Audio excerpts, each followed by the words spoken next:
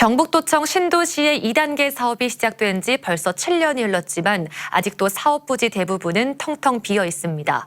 아파트를 짓겠다며 부지까지 분양받은 건설사들은 경기 약화 탓에 건설 계획을 차일피일 미루고 있는데요. 이런 가운데 대구 경북 행정통합 이슈까지 불거지며 도청 신도시가 계획한 사업을 마칠 수 있을지 우려가 커지고 있습니다. 김경철 기자입니다. 경북 도청 신도시의 한 택지 개발 현장.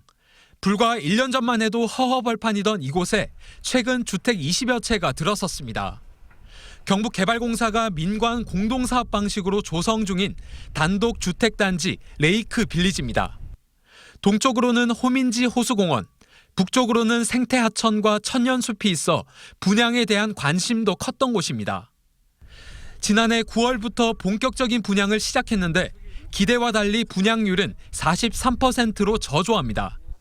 109필지 가운데 절반 넘는 62개 필지가 미분양 상태입니다. 아파트 부지도 사정은 마찬가지입니다.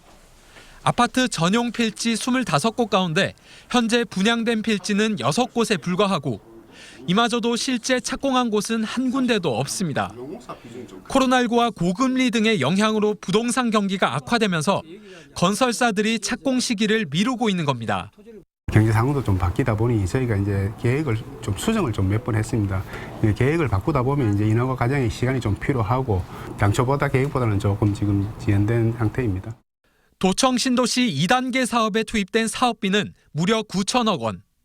준공이 당시 계획보다 2년이나 늦춰지면서 부지 조성 진척률은 70%를 겨우 넘긴 상황이고 전체 면적 기준 분양률은 25%에 그치고 있습니다. 이런 상황에서 대구 경북 행정통합 이슈까지 겹치며 신도시 주민들은 불안하기만 합니다. 2단계 사업의 전체 면적은 축구장 800여 개에 달하는 176만 평. 도청과 도의회, 도교육청의 핵심 기능이 행정통합 이후 대구 경북 전역으로 흩어질 경우 이 넓은 개발 부지가 기약 없이 허허벌판으로 방치될 수 있다는 위기감이 커지고 있는 겁니다. 대구, 안동, 포항으로 분산되어진다면 도청 2단계 개발 사업은 정체나 침체될 수밖에 없습니다. 도청 신도시 살려놓고 그 뒤에 행정 통합해도 늦지 않습니다.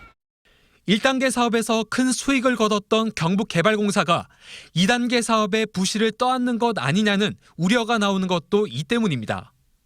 하지만 개발공사 측은 아직 우려할 만한 수준은 아니라는 입장입니다.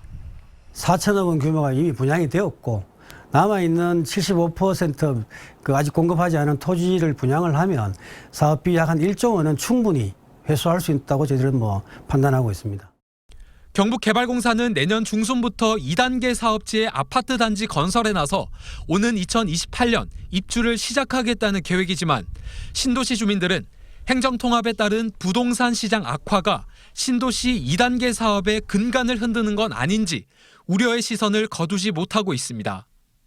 MBC 뉴스 김경철입니다.